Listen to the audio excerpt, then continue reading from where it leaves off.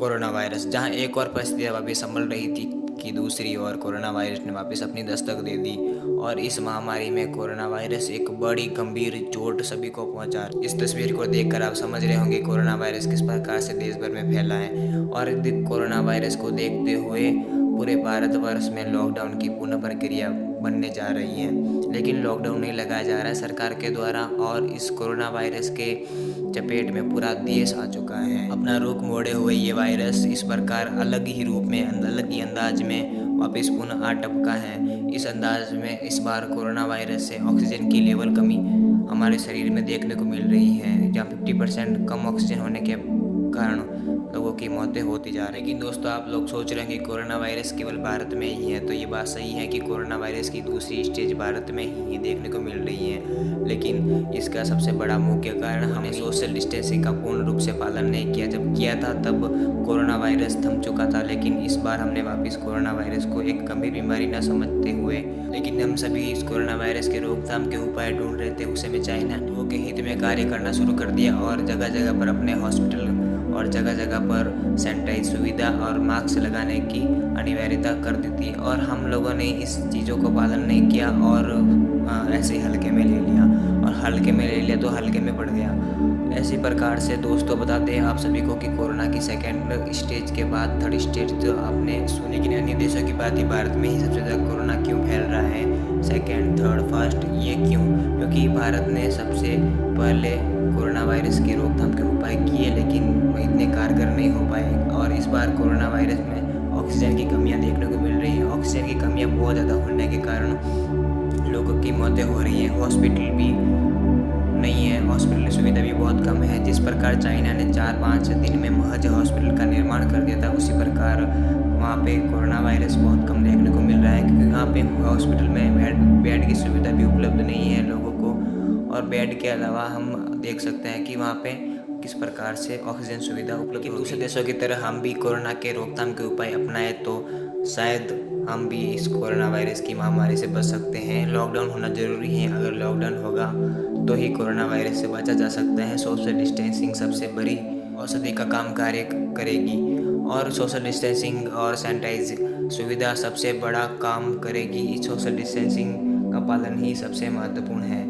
हम लोगों की चैन तोड़ेंगे, इस प्रकार से ही कोरोना की जो बीमारी है वो आगे से आगे नहीं फैलेगी, तब बचा जा सकता है। और चाइना की तरह, जब चाइना में कोरोना के मरीजों की संख्या बढ़ने लग रही थी, तब कोरोना एक शर्म होती है, आप लोगों में भी होगी। अगर आपके घर में बीमार है कोई, तो आप बाहर नहीं बताएंगे कि हमारे घर में कोई भी बीमार है, लेकिन कोरोना के बचाव के लिए हमें हॉस्पिटल तो जाना पड़ेगा।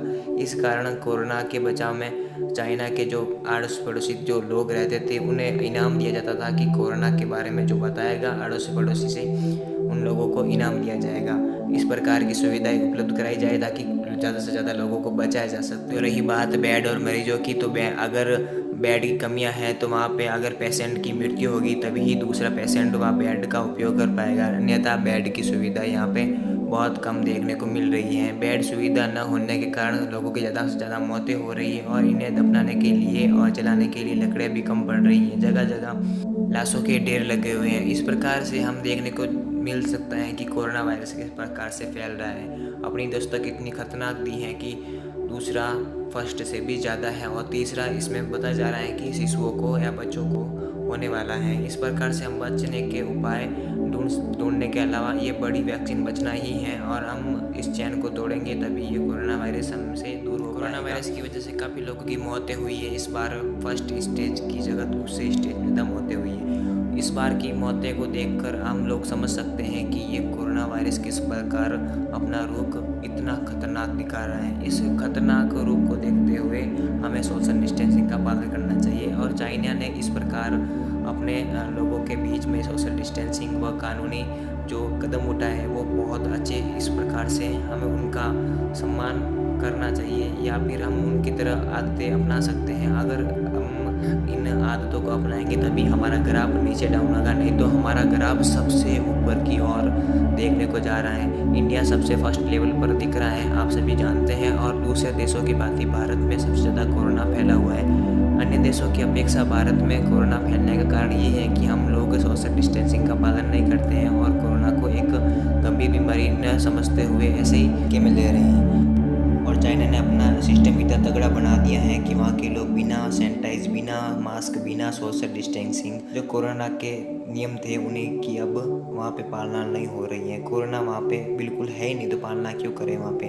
अगर वैसी ही लहर अपने यहाँ पे देखने को मिले तो दोस्तों कितनी खुशी की बात होगी। इस खुशी की बात के लिए हम सभी को ये शपथ लेनी होगी कि हम इस बार कोरोना वायरस से बचने के लिए सोशल डिस्टेंसिंग का इतना अच्छा पालन करेंगे और मास्क लगाकर घूमेंगे कि इस बार कोरोना वायरस हम तक वापस पहुंच नहीं बना सके।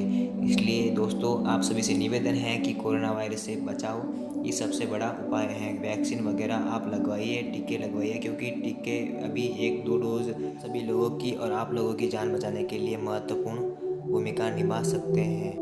2 गज की दूरी, मास्क जरूरी, टेक केयर, बाय बाय दोस्तों। सोशल डिस्टेंसिंग का पालन करें और चैनल को सब्सक्राइब करें, लाइक करें। मैं आपका दोस्त परवीन आप सभी के लिए दुआ करता है कि आप सभी सुखी और शांत रहे और सोशल डिस्टेंसिंग का पालन करें। आप सभी को कोरोना